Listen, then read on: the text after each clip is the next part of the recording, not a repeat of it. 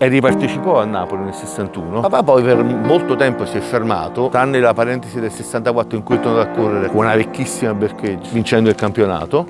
Poi nel 79, siccome mio cugino Enzo Livellini correva con la Turismo, con la 112 in salita, spesso mio padre lo accompagnava, che comunque a papà piaceva, e andando a accompagnare mio cugino, mio padre alla fine si comprò una Ritmo Gruppo 2 e poi si comprò una Sella BMW e tornò a correre. Con la Ritmo Gruppo 2 fu impegnato nei cosiddetti Fiat Days. Fiat Day, le gare del campionato italiano, le gare in salita. Il CVT organizzato dalla Salerno Corsa. No, CVT no, perché il CVT nacque dopo, perché il CVT è un campionato che se non sbaglio è nato nel 90. Bellissimo campionato, bello, frequentatissimo, combattutissimo, organizzato in maniera eccezionale. In cui le sportellate erano tra sportellate. Tra le cose principali nei sogni dei piloti, esatto, prima di andare a correre. Ma poi l'ambiente è molto diverso da oggi. Prima cosa non c'erano le safety car, che oggi secondo me c'è una cosa abusata, perché non riuscirai mai più a vedere una gara che incomincia dalla partenza e finisce l'arrivo, perché mancamente se i safety car alterano tutto il corso della gara, perché ci sono dei piloti che ad esempio sono molto concreti nel giro veloce, ma poi in gara non hanno passo. E quindi chiaramente queste safety car, ad esempio, mortifica il pilota di passo, mortifica il pilota che c'ha grinta, perché spezza.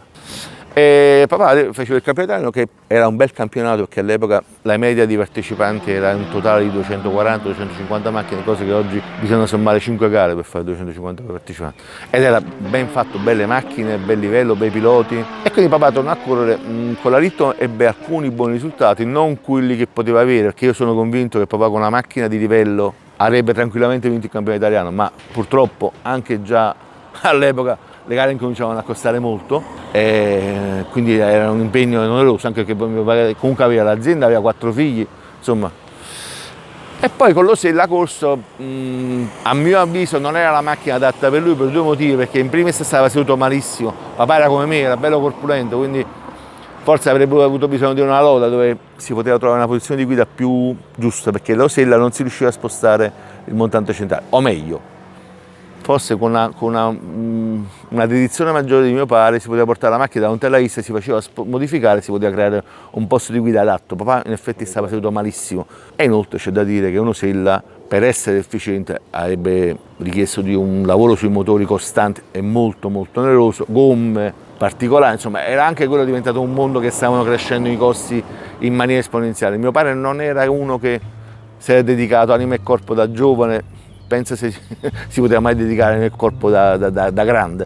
Diciamo che lui principalmente lo faceva per staccare nei fine settimana, e anche perché poi lui aveva creato tanti rapporti di amicizia, soprattutto con i giovani, che erano proprio i suoi principali amici. La cosa bella è che papà teneva tutti amici con 20 anni in meno, 25 anni in meno, e che erano poi diventati una specie di suoi discepoli.